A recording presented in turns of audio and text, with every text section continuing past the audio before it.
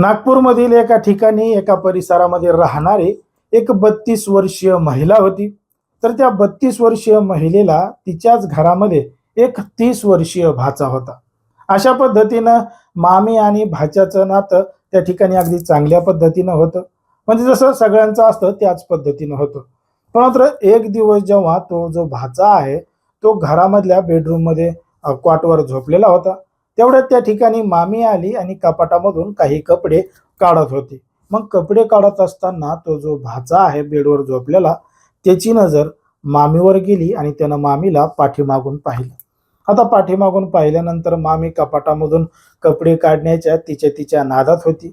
तेवढ्यात भाचा कॉटवरून उठला, त्या मामीच्या जवळ गेला आणि कपडे काढत असतानाच त्यानं मामीला पाठीमागून मिठी मारली. मग अचानक त्या मामीला अशा पद्धतीनं पकडल्यामुळं ती घाबरलेली होती.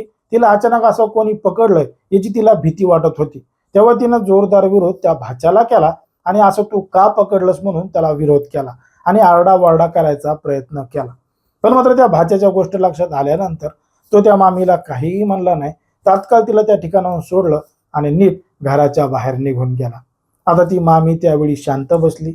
कशाला उगा घरात वाद करायचे, भांडणं करायचे, आरडाओरडा करायचा, उगाच वाद होईल म्हणून ती मामी त्यावेळी त्या ठिकाणी शांत बसली.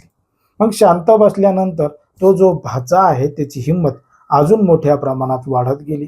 1-2 दिवस गेले आणि मग जेव्हा घरामध्ये कोणी नव्हतं, जेव्हा घरामध्ये मामी एकटीच होती, तेव्हा पुन्हा एकदा त्या भाच्यानं मामीला पकडलं आणि घडलं एक धक्कादायक प्रकरण, धक्कादायक घटना. नेमकं काय आहे संपूर्ण प्रकरण, कुठं घडली आहे घटना, हे आपलं अगदी सविस्तरपणे बघायचं. पण जर तुम्ही अजूनही आपलं चॅनल सबस्क्राईब केलं नसेल तर लगेचच करून घ्या आणि बाजूला असणाऱ्या बेल नोटिफिकेशनला सुद्धा ऑन करायला विसरू नका. आता ही जी संपूर्ण घडलेली घटना आहे ती आहे नागपूरमधील यशोदानगर पोलीस ठाण्याच्या हद्दीमध्ये घडलेली संपूर्ण घटना आहे.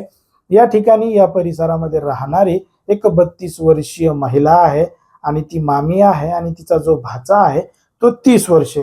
म्हणजे भाच्यामध्ये आणि मामीमध्ये जास्त काही वयाचं अंतर नाही. 2 वर्षानं मामी भाच्यापेक्षा मोठी आहे.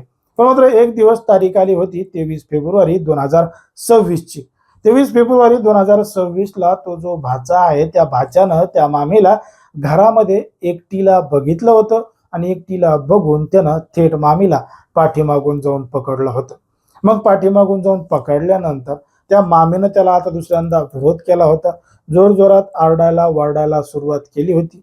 पण मात्र तरी सुद्धा तो भाचा मामीला सोडतच नव्हता आणि तो जबरदस्ती करायचा प्रयत्न करत होता. पण मात्र आता हे सगळं प्रकार त्या मामीनं सहन केला नाही. तिनं तात्काळ जवळचं यशोदानगर पोलीस स्टेशन गाठलं आणि घडलेलं संपूर्ण प्रकरण सांगितलं आणि भाच्याविरोधात रीतसर तक्रार दाखल केली.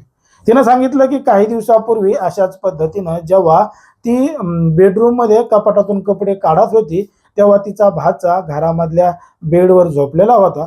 तेव्हा सुद्धा त्यानं तिला मागून येऊन पकडलेलं होतं, नको ते कृत्य करण्याचा प्रयत्न केला होता.